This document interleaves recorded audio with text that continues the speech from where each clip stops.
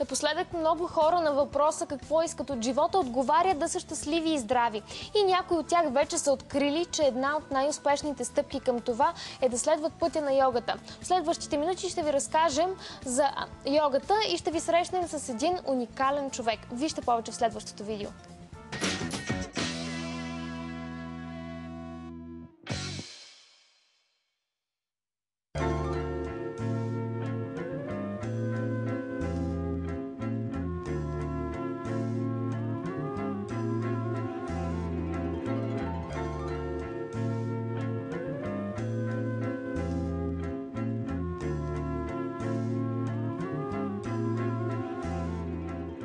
Здравей, какво можеш да ни кажеш за Iyengar йогата? Hello, what can you tell us about the Iyengar yoga style? Iyengar yoga was developed by the BKS Iyengar, an Indian teacher. Iyengar yoga е система, която е разработена от големия индийски учител Iyengar. The main characteristics of Iyengar yoga is the alignment of the body so that when we are doing asanas, the whole body to work properly. Една от основните характеристики на Iyengar йогата е подравняването. То се цели, за да може тялото да работи по възможно най-правилен начин. The second is the sequence, the order we place the asanas. Because the same asanas, if we put in different order, we have different results. Втората характеристика на този стил е подредбата на асаните. Това са позите, които тялото заема, тъй като асаните, подредени по различен начин, имат различно влияние върху тялото. And the third is the time. How long we can stay in each asana in order to be able to relax and to leave the asana to give us its best results. Третата характеристика е времето, което ние успяваме да сдържим в дадена асана. Какво този вид йога е по-различна от обичайната йога, която всички ние познаваме? What makes this style different than the other styles?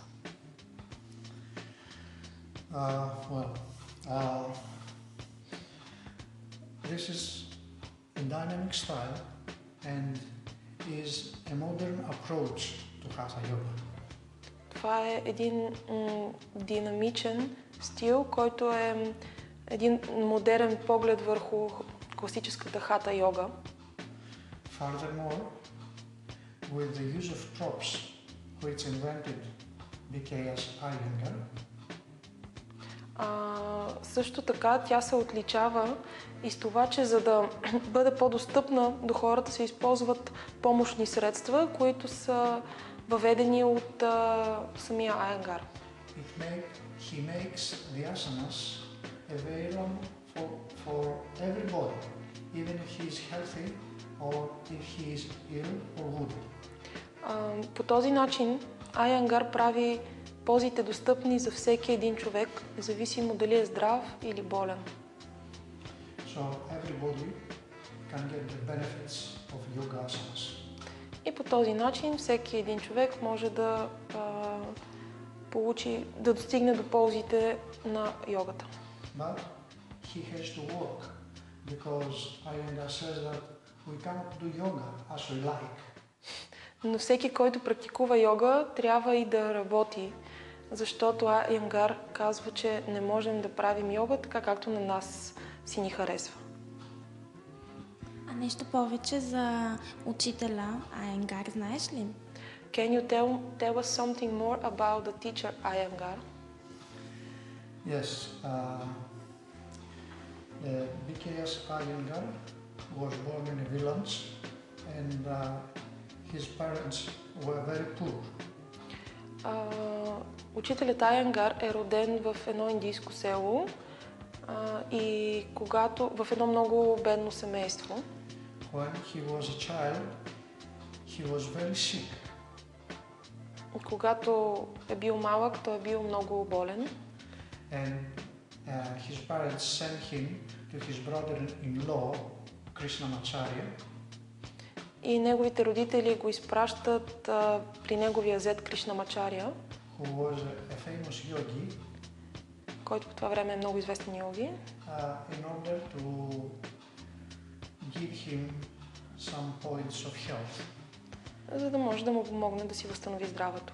He stayed with him about 4 years, Айянгар прекарва с него 4 години and then he was sent to Pune to teach yoga in a college.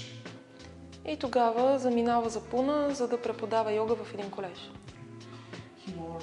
He worked very hard, and he worked 8 hours per day. Айянгар работил много упорито, всеки ден по 8 часа. And he went deep into asanas, И той изучава асаните на много дълбоко ниво. so to discover their benefits. И по този начин открива техните ползи. And he came to the West. He was introduced to the West by the famous violinist Yehudi Menuhin. Той е бил представен на Запада, така да се каже, благодарение на един много известен виолист, цигулар, Яхудин Менхин. He introduced him in the Queen of Belgium, who was 80 years old. И този цигулар представи учителя Айянгар на белгийската кралица, която по това време е била на 80 години. And when they met, the queen asked her to teach her Sirsasana. It means balance on the head. И когато се срещат, кралицата казва на Айянгар: можеш ли да ме научиш да правя Сиршасана, или по-известна като стойка на глава? He was in a difficult position, and the queen says, "Do you believe in yoga or not?" Това го поставя в доста трудна позиция, но кралицата го попитала: ти вярваш ли в йога или не? And then he decided to take her up, but when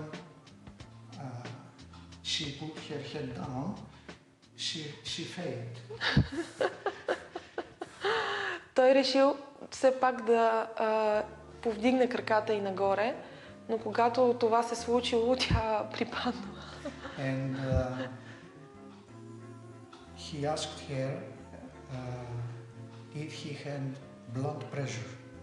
И той я попитал след това дали има високо кръвно налягане. And she says yes, and started teaching asanas in order to bring the blood pressure to normal. И тя отговорила: да, имам високо кръвно налягане. И той започнал да работи с нея най-напред върху асани, които понижават кръвното налягане. And so the news spread, and everybody wants to make lessons with Iyengar. И всъщност благодарение на кралицата той е станал много популярен и всеки е искал да практикува с него йога. And so he started opening schools in Europe and later in America. И всъщност той е отворил училища както в Европа, така и по-късно в Съединените щати. А в България този вид йога не е много популярна. От кога стартира това учение в Европа и в Америка?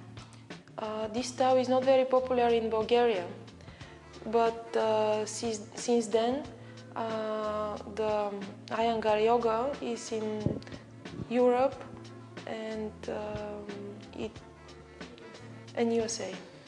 Yes, in Bulgaria there is not Iyengar yoga, and that makes me to decide to come to Bulgaria and to work to spread the Iyengar yoga here in Bulgaria. В България няма сертифициран Айянгар йога учител и това съвпада с моето желание да разпространя учението на Айянгар йога и започвам от България. Смяташ ли, че българите се интересуват от Iyengar йога? Do you believe that Bulgarians are interested in Iyengar yoga style? From I have met few people and I have given few lessons, but I can see that they have realized that they must do the asanas with details, and this is important. And they tell me that it is important to do asanas with details. Otherwise, if you are doing asanas in the wrong way for a long time, probably 100% you will have some problems. Тук съм от скоро. Дадах няколко урока през последните месеци, но това, което ми прави впечатление, е, че хората се интересуват от детайлите, които предоставя тази система в изпълнението на асаните. И за тях е много важно да разберат, че когато практикуваш дълго време една асана по погрешен начин, е много вероятно ти да си нанесеш травми. Всъщност аз знам, че всеки човек има свой личен път към йога. Може ли да ни разкажеш нещо повече за твоя път към йога и по-точно към Iyengar? Both of them. И двете. Before I start yoga, I have 10 years of experience in martial arts. Преди да се захвана с йога, аз имах 10 годишен опит в бойните изкуства. And one day I saw the famous Light on Yoga in the bookshelves. Един ден видях известната книга на Iyengar "Светлина върху йога". And I saw the poses and I was excited. И се вдъхнових от позите, които видях в нея. So I started practicing, but I didn't practice in the right way. Започнах да ги упражнявам, но не ги практикувах асаните по правилен начин. And I didn't feel comfortable. И съответно не се чувствах и удобно. And in the book says that if you don't feel comfortable, seek the advice of yoga teacher. И в книгата се казва, че ако не се чувстваш удобно, трябва да потърсиш съвета на опитен учител. So I started searching and I found myself in London in the Maida Vale Institute. Can you repeat the name of the institute? Maida Vale Institute. Започнах да търся и така пътят ме отведе в Лондон, където започнах своето обучение в Maida Vale Institute. Where I stayed about 7 years. You spent 7 years? 7 years there. Там той прекарва 7 години в обучение. And on 92, then I went in Pune. И през 1992 година заминах за Пуна, Индия. For an intensive course for teachers and keen students. За да изкарам интензивен курс за йога учители. It was a great experience and I continue my training with different teachers. Това беше невероятен опит за мен и аз след това продължих своето образование с различни учители. And in the year 2000, Okay, go. in the year 2000, the Italian teacher, Bianca Stearns, suggested me to take examinations from the Federation in order to be certified. И през 2000-та година една италианка, Бианка Стренкс. So I worked for 10 years teaching Iyengar yoga in Greece, and in the year 2010 I took examinations again after passing teacher's training, and I took the intermediate certificate level 1. 10 години след това преподавах в Гърция по тази система и 2000-та година аз отново се явих на изпит и станах сертифициран учител intermediate level. And in the year 2011, I take the level 2. И това ниво има няколко нива. 1, 2 и 3. И всъщност 2011 година аз взех и трето ниво на това intermediate And level. I prepare myself for the level 3. И се подготвих за трето. Колко важен е учителят в йога? In order that you say that the wrong way of practicing can cause us trauma, how important is the teacher for a beginner and for everyone who is practicing yoga? It is very important because from the beginning, if you are not working correctly, you obtain bad habits. And then it is very difficult to correct these habits. It takes more time. Много е важно, тъй като в началото, ако си създадеш лоши навици, след това коригирането им става по-трудно и отнема повече време да бъдат преодоляни тези лоши навици.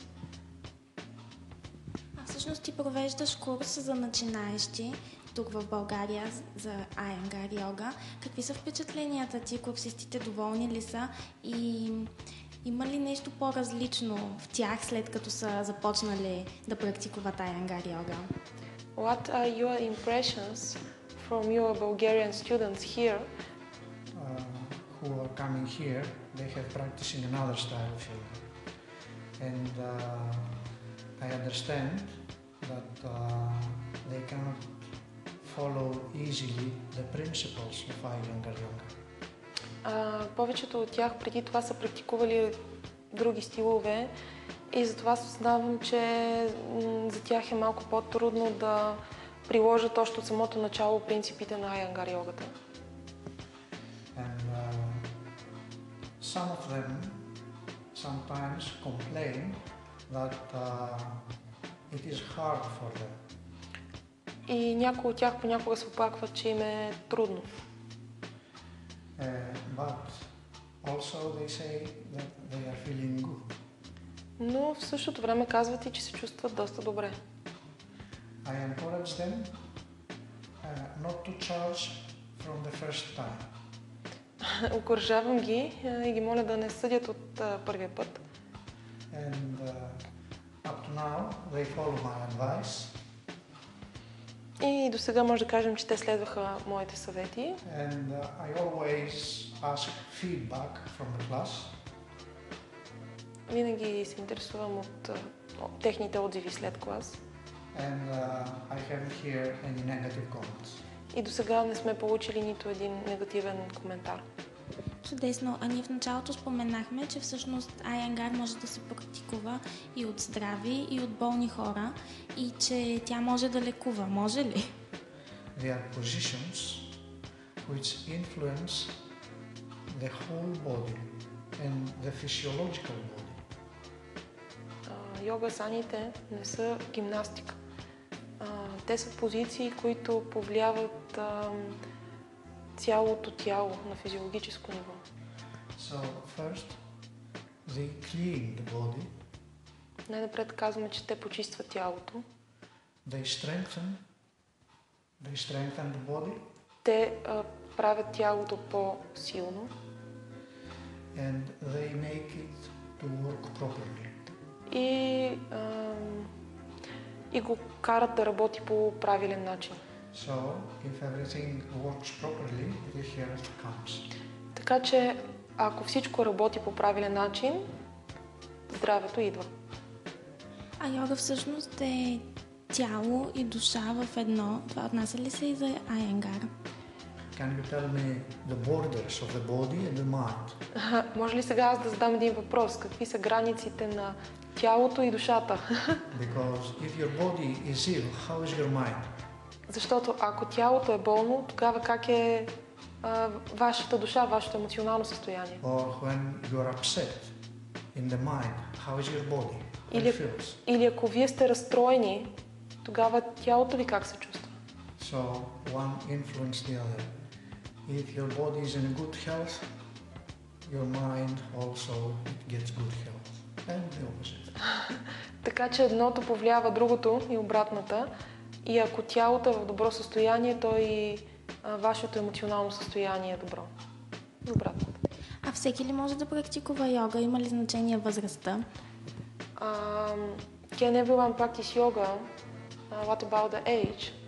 Yes, everyone can practice yoga regardless of age and health.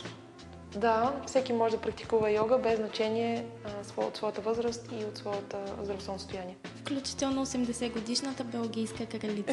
Including the 80 years old Belgian queen. Yes, so that's a bright example. Това е един много ярък пример.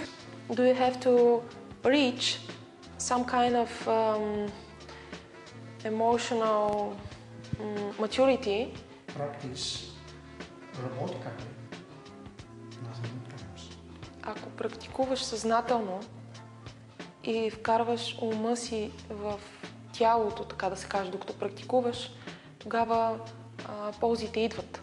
Но ако практикуваш чисто механично, като робот, тогава нищо няма да се случи и ще изпълняваш една гимнастика. Колко често трябва един човек, който се занимава с Iyengar йога, например начинаещ, да практикува? How often should beginner to practice to get good results? В началото начинаещите започват с около 3 посещения седмично, като един час продължава средно час и половина. Но когато хората осъзнаят ползите от йога, те сами пожелават да увеличат часовете, които практикуват. А какви точно са ползите от Iyengar йога? What exactly are these benefits of the Iyengar yoga? They feel better, they have better energy, they don't get nervous for unimportant things, and usually their lives change. Те се чувстват по-добре, енергията им става по-добра, те престават да се ядосват за несъществени неща и като цяло животът им се променя за добро.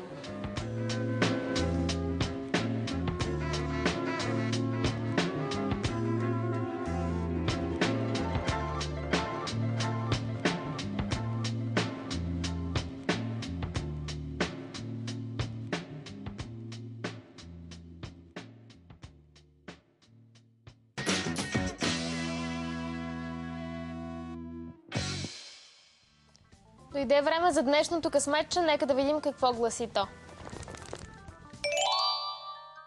Благородният човек предявява претенции към себе си, подлият към другите. Конфуций.